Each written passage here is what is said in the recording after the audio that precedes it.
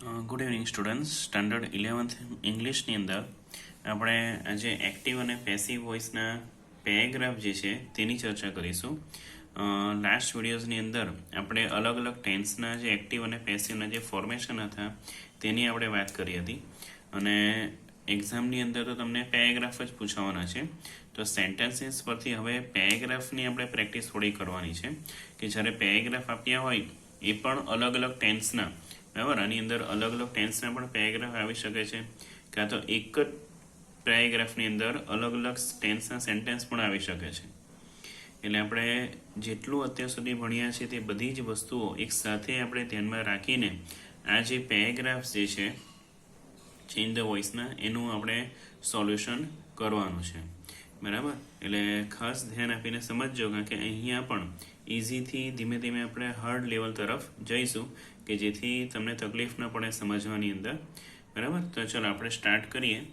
First paragraph. I write my homework in the evening, then I play cricket with my friends. Sometimes I watch a TV serial at night. My grandmother tells me a story at night. તો જુઓ, આની અંદર આપણે ફરીથી એકવાર સમજી લઈએ paragraph. I write my homework in the evening, કે ભાઈ સાંજે હું મારું હોમવર્ક લખું છું. Then I play cricket with my friends, અને પછી મારા ફ્રેન્ડ્સ સાથે ક્રિકેટ રમું છું. Sometimes I watch a TV serial at night, કેટલીક વખત રાત્રે હું ટીવી સિરિયલ જોઉં છું. My grandmother tells me a story at night, કે મારા દાદી મને રાત્રે વાર્તા કહે છે, બરાબર. તો આ પેરેગ્રાફ પરથી હવે આપણે એને જોઈએ એનું સોલ્યુશન કે શું થશે. તો આ પેરેગ્રાફ આપણે વાંચ્યો તેના દરેક સેન્ટેન્સ આપણે જોઈએ તો ધારો કે અહીંયા રાઇટ લખ્યું છે, પછી બીજા વાક્યમાં અહીંયા પ્લે લખ્યું છે, ત્યારબાદ અહીંયા વોચ લખ્યું છે અને પછી અહીંયા ટેલ્સ છે. એટલે દરેક વાક્યમાં જો આપણે ક્રિયાપદ જોઈએ તો ક્રિયાપદ એ જે છે તે સિમ્પલ પ્રેઝન્ટ ટેન્સમાં જે આવે છે, એટલે મીન્સ કે ક્રિયાપદનું મૂળ રૂપ છે કાં તો ક્રિયાપદનું એસ કે ઈએસ વાળું રૂપ છે, બરાબર. તો એ પ્રમાણે આપણે એનું અહીંયા સોલ્યુશન કરીશું. ચલો જુઓ, પહેલું વાક્ય જોઈએ. આઈ રાઇટ માય હોમવર્ક તો ઇન ધ ઇવનિંગ. તો રાઇટ એટલે શું થાય? લખવું. ક્રિયાપદ આપણા માટે રાઇટ છે, તો રાઇટ એટલે લખવું થાય. તો શું લખવાની વાત થાય છે? My homework. એટલે જો પહેલાં આપણે માય હોમવર્ક લખીશું, ત્યારબાદ હોમવર્ક એક વચન છે અને વર્તમાન કાળનો પેરેગ્રાફ છે એટલા માટે એની સાથે શું આવશે? ઇઝ. My homework is. રાઇટનું ત્રીજું રૂપ શું થાય? રિટર્ન, બરાબર. અને પછી બાય, આઈ લખ્યું છે એનું શું થઈ જશે? Me. By me in the evening, બરાબર. પછી જુઓ બીજું વાક્ય જોઈએ આપણે. Then I play cricket with my friends. તો અહીંયા જો વાક્યની શરૂઆતમાં આપણને ધેન લખીને આપી છે તો ધેન આપણે શરૂઆતમાં લખી દઈશું, બરાબર. પછી ક્રિયાપદ જોઈએ તો ક્રિયાપદ શું છે? પ્લે. પ્લે એટલે શું થાય? રમવું. તો શું રમવાની વાત થાય છે? ક્રિકેટ. એટલે ત્યાર પછી આપણે ક્રિકેટ જે ઓબ્જેક્ટ છે તે લખીશું. Than cricket. ક્રિકેટ એક વચન કહેવાય એટલે ઇઝ આવશે. પછી પ્લેનું ત્રીજું રૂપ શું થશે? પ્લેડ.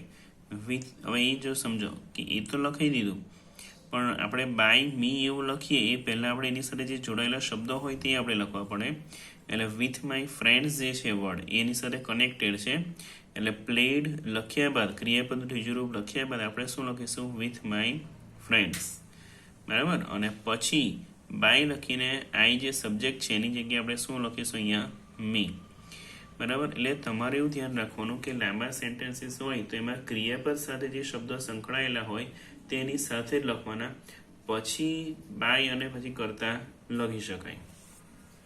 ચલો જુઓ, માય પછી જો sometimes I watch a TV serial at night, કે ભાઈ કેટલીક વાર રાત્રે હું ટીવી સિરિયલ જોઉં છું.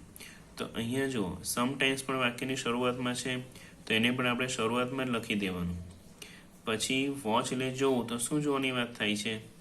અ ટીવી સિરિયલ. તો બરાબર કે આપણે અ ટીવી સિરિયલ આપણે પહેલાં લખી દીધું ઓબ્જેક્ટ તરીકે. સિરિયલ જ છે, એક વચન છે એટલે આપણે ઇઝ લખીશું. Sometimes a TV serial is. વોચનું ત્રીજું રૂપ શું થાય? વોચડ. પછી બાય અને પછી મી, બરાબર. Sometimes a TV serial is watched by me at night. અને જે સમય દર્શાવતો શબ્દ જે છે તેને આપણે બાય પછી લખી શકીએ. પછી જો આગળનું વાક્ય, my grandmother tells me a story at night. તો અહીંયા ટેલ ક્રિયાપદ છે. ટેલ એટલે શું થાય? કહેવું. તો કોને કહેવાની વાત થાય છે? મી એટલે કે મને. તો મી માટે આપણે ઓબ્જેક્ટ તરીકે શું લખીશું? આઈ. આઈ સાથે વર્તમાન કાળમાં શું આવશે? એમ. આઈ એમ. ટેલનું ત્રીજું રૂપ શું થશે? ટોલ્ડ. શું કહેવાની વાત થાય છે? અ સ્ટોરી. હવે અહીંયા અ સ્ટોરી જે છે એને પણ આપણે ઓબ્જેક્ટ તરીકે લખી શકીએ, બરાબર, પણ અહીંયા આપણે ઓબ્જેક્ટ તરીકે આઈ લખ્યું છે. એટલે I am told a story by my grandmother અને પછી એટ નાઇટ. બરાબર. તો આ પ્રમાણે આખો જે પેરેગ્રાફ છે એનું આપણે એક્ટિવનું પેસિવમાં રૂપાંતર કર્યું. ચલો પછી આગળ વધીએ. આપણે બીજો પેરેગ્રાફ જોઈએ. જો, Rohan open the door. The watchman gave him the keys. Rohan took the keys and kept them on the table. તો હવે અહીંયા 3 જ વાક્ય છે આ પેરેગ્રાફમાં. જુઓ, રોહન ઓપન ધ ડોર એટલે કે રોહને દરવાજો ખોલ્યો. The watchman gave him the keys. વોચમેને તેને ચાવીઓ આપી. Rohan took the keys. રોહને ચાવીઓ લીધી. And kept them on the table અને તેને ટેબલ પર મૂકી. તો જો અહીંયા પહેલાં આપણે જોઈએ કે આખો જે પેરેગ્રાફ છે એની અંદર જેટલા પણ ક્રિયાપદો છે, બરાબર. ચલો, ક્રિયાપદો કયા કયા છે? પહેલામાં તો જેમ કે ઓપન છે, બરાબર, પછી અહીંયા ગેવ છે, ત્યારબાદ અહીંયા ટૂંક છે અને પછી અહીંયા કેપ છે. તો દરેક ક્રિયાપદ આપણે જોઈએ તો ક્રિયાપદના ભૂતકાળના રૂપ આપેલા છે, બરાબર.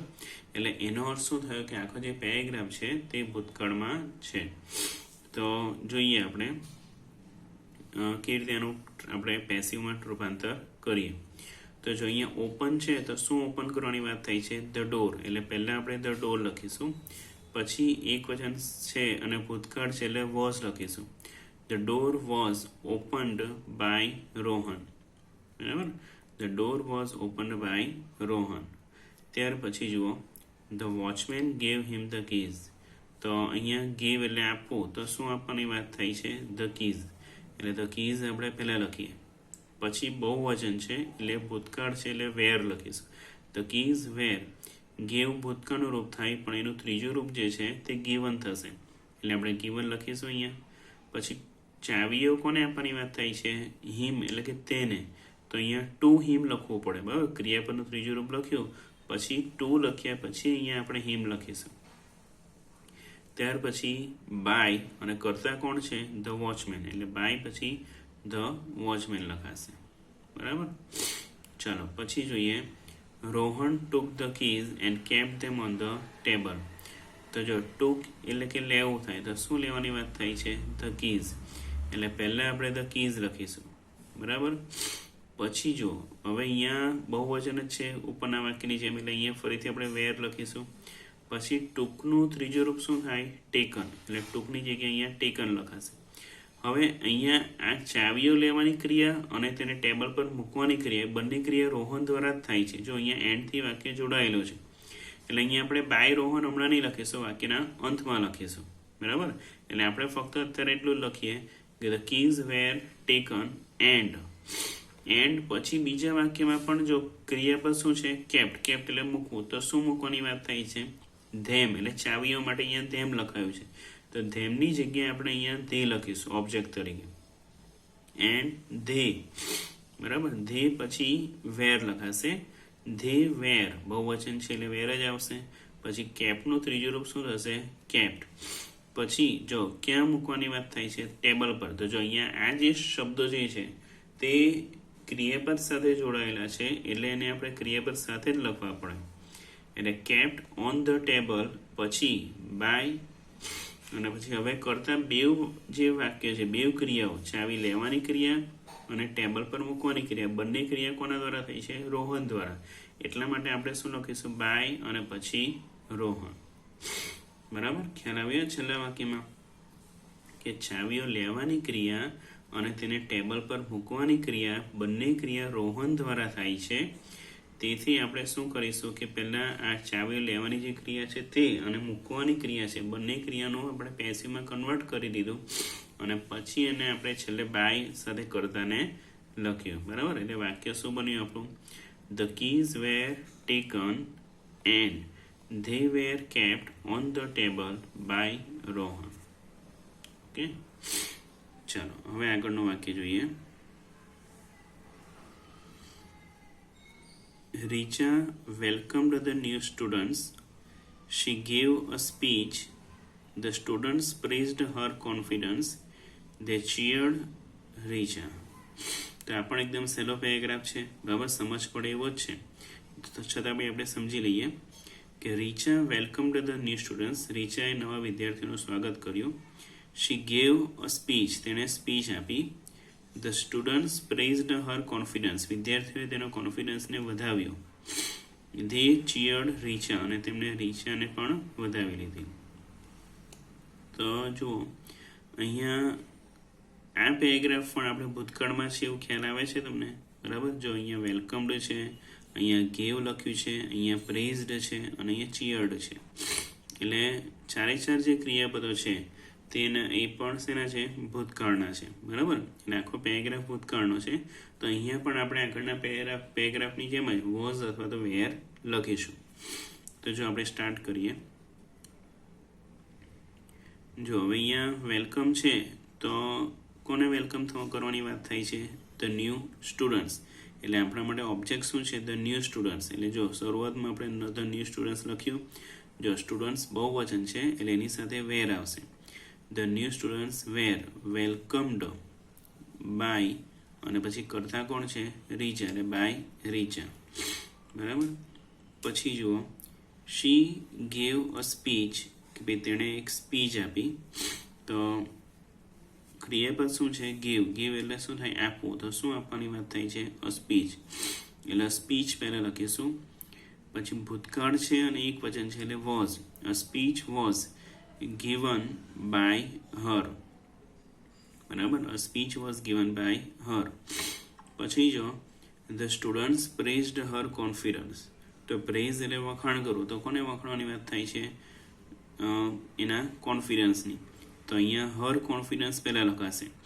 હર કોન્ફિડન્સ વોઝ પ્રેઝડ, બરાબર. હર કોન્ફિડન્સ ભૂતકાળ કહેવાય, ભૂતકાળનો શબ્દ છે અને એક વચન છે એટલે વોઝ લખીશું. વોઝ સાથે પ્રેઝડ આવશે. Her confidence was praised by the students.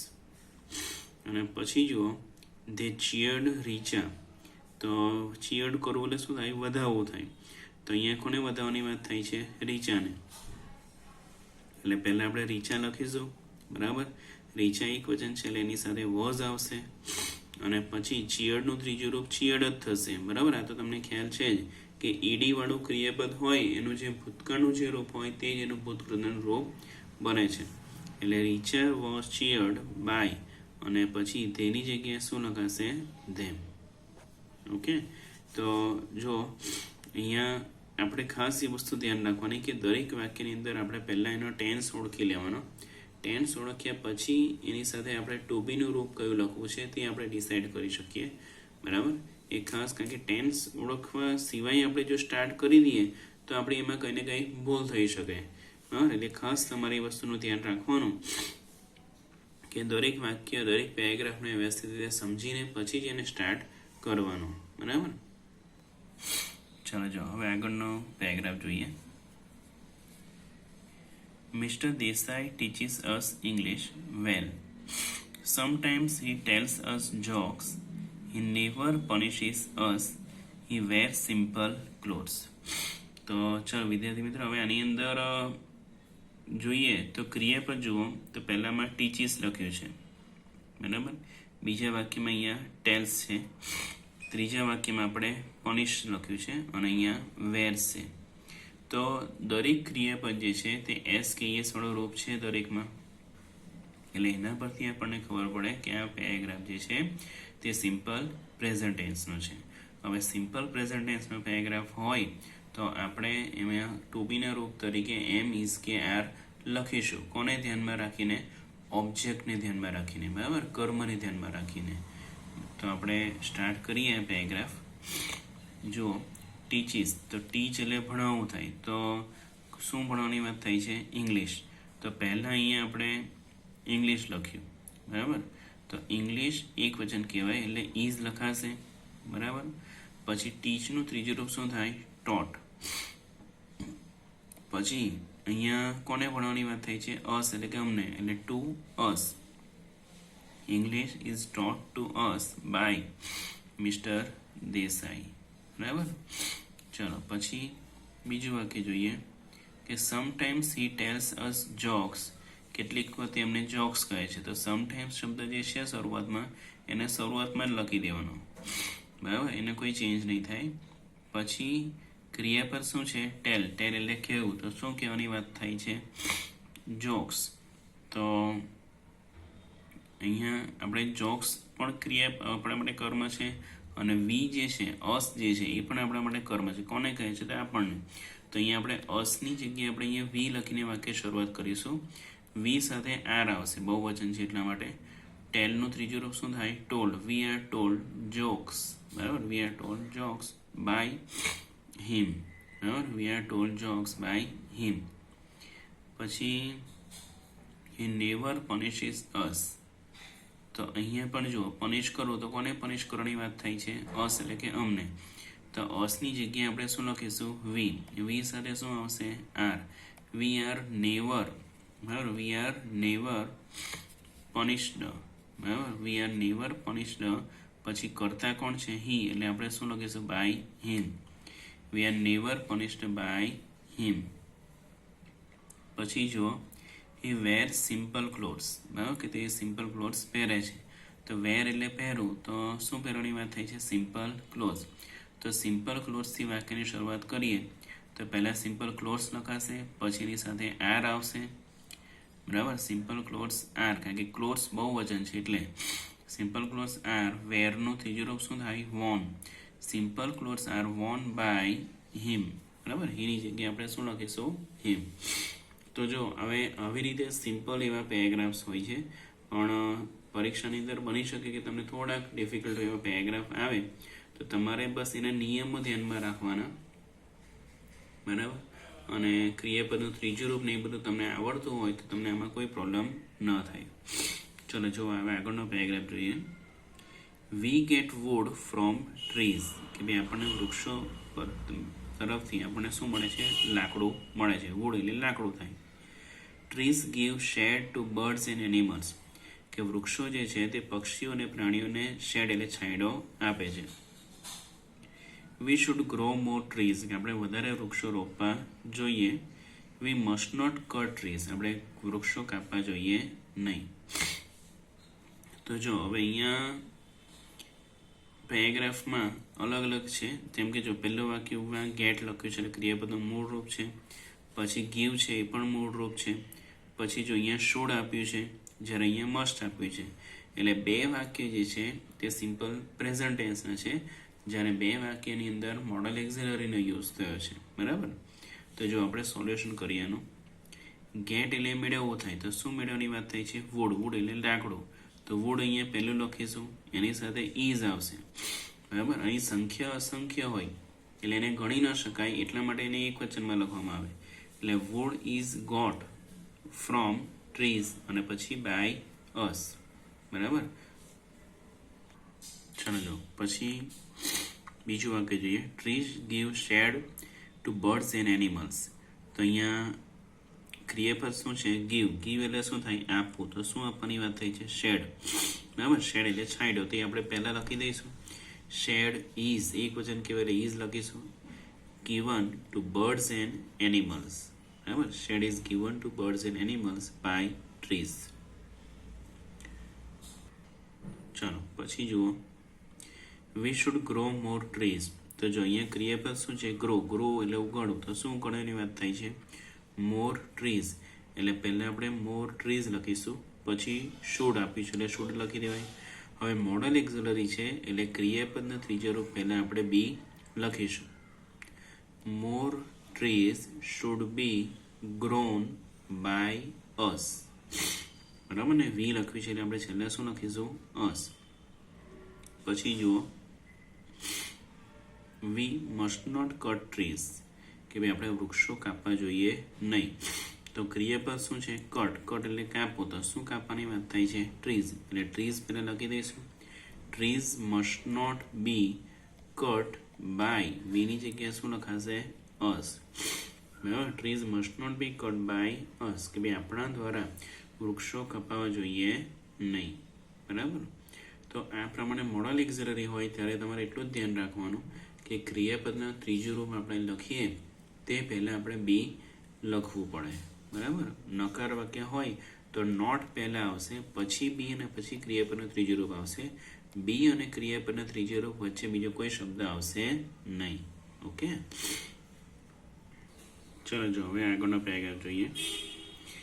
Some French scientists did an experiment with squirrels. They put sugar water in a naturally lighted room. The squirrels drank the sugar water exactly at the right time. તો જુઓ અહીંયા ક્રિયાપદ જે છે તે શું છે? Some French scientists did an experiment with squirrels. તો અહીંયા જો did લખ્યું છે, ક્રિયાપદ ભૂતકાળનું રૂપ છે. બરાબર, એટલે અહીંયા આ વાક્યનો અર્થ આપણે સમજીએ તો શું સમજ પડે આપણને કે કેટલાક ફ્રાન્સના જે વૈજ્ઞાનિકો હતા તેમણે સ્ક્વિરલ્સ એટલે ખિસકોલીઓ પર પ્રયોગ કર્યો હતો. They put sugar water in a natural lighted room, કે તેમણે કુદરતી રીતે પ્રકાશિત હોય તેવા રૂમમાં પાણી મૂક્યું, કેવું ગળ્યું પાણી જે હોય તે. The squirrels drank the sugar water exactly at the right time, અને ખિસકોલીઓ એકદમ ચોક્કસ સમય જ ખરા સમય જ પાણી પીવા માટે આવી. બરાબર, તો એમને પાણી પીધું. તો અહીંયા આખો જે પેરેગ્રાફ જે છે તે ભૂતકાળનો છે. બરાબર, તો એ પ્રમાણે આપણે એનું સોલ્યુશન કરીશું.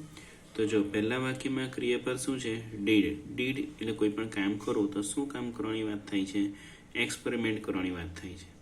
તો જો આપણે પહેલાં ઓબ્જેક્ટ તરીકે અહીંયા પહેલાં એને એક્સપેરિમેન્ટ લખીશું. એને એક્સપેરિમેન્ટ ભૂતકાળ કહેવાય એટલે વોઝ લખાશે. An experiment was. Didનું ત્રીજું રૂપ શું થાય? Done. An experiment was done with squirrels. An experiment was done with squirrels by some French scientists. બરાબર, they put sugar water in a refrigerated room. તો પુટ એટલે મૂકવું, તો શું મૂકવાની વાત થઈ છે? Sugar water. તો જો ઓબ્જેક્ટ તરીકે સુગર વોટર આપણે પહેલાં લખીએ. Sugar water was. બરાબર, પછી પુટનું ત્રીજું રૂપ પુટ જ લખાશે. In a natural lighted room, તો in a natural lighted room. બરાબર, એની સાથે જે શબ્દો સંકળાયેલા હોય તે ક્રિયાપદ સાથે જે સંકળાયેલા શબ્દ એની સાથે જ લખવા પડે. પછી બાય ને પછી એને કરતા લખાશે. બરાબર, એટલે જો શું લખ્યું અહીંયા? Sugar water was put in a natural lighted room by, પછી અહીંયા આપણા માટે કરતા કોણ છે? ધે. તો ધેની જગ્યાએ અહીંયા શું આવી ગયું? ધેમ. બરાબર, તેની જગ્યાએ અહીંયા ધેમ લખાશે. આમાં વાક્યો તમારા સેન્ટેન્સીસ લાંબા હોય એટલે એનો અર્થ એવો નહીં કે ભાઈ એ પેરેગ્રાફ અઘરો જ છે, એની અંદર શબ્દો વધારે એનાથી કોઈ અર્થ. આપણે તો ફક્ત કર્તા, ક્રિયાપદ અને કર્મ જ જોવાનું.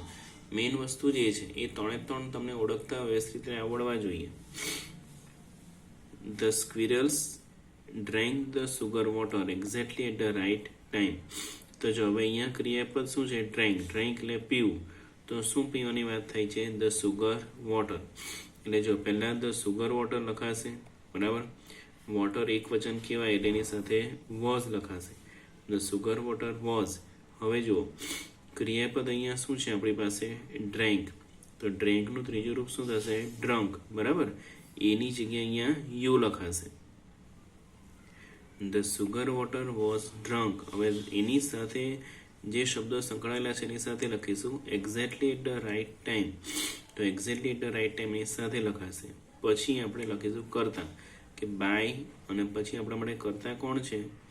કે ભાઈ ધ સ્ક્વિરલ્સ, એટલે બાય ધ સ્ક્વિરલ્સ લખાશે. બરાબર, તો આ પ્રમાણે કોઈ પણ પેરેગ્રાફને આપણે ઇઝીલી એક્ટિવનો પેરેગ્રાફ હોય તો તેને આપણે પેસિવમાં, કાં તો પેસિવનો જો પેરેગ્રાફ હોય તો એને આપણે એક્ટિવ વોઇસમાં કન્વર્ટ કરી શકીએ. બરાબર, તમે આ કામ ખૂબ જ સરળતાથી કમ્પ્લીટ કરી શકો. ફક્ત તમારે કરતા, કર્મ અને ક્રિયાપદ એ ત્રણને ખાસ તમારે ધ્યાનમાં રાખવાના. એ તમને વ્યવસ્થિત રીતે ઓળખતા આવડવા જોઈએ. બરાબર, તો આજે આપણે લગભગ 6 જેટલા પેરેગ્રાફ જોયા. તે 6 પેરેગ્રાફનો તમે વ્યવસ્થિત રીતે અભ્યાસ કરજો, રિપીટ કરજો. બરાબર, તો તમને એમાં સારી રીતે સમજ પડી જશે. અને કંઈ ન ખબર પડે તો તમે કોન્ટેક્ટ કરજો.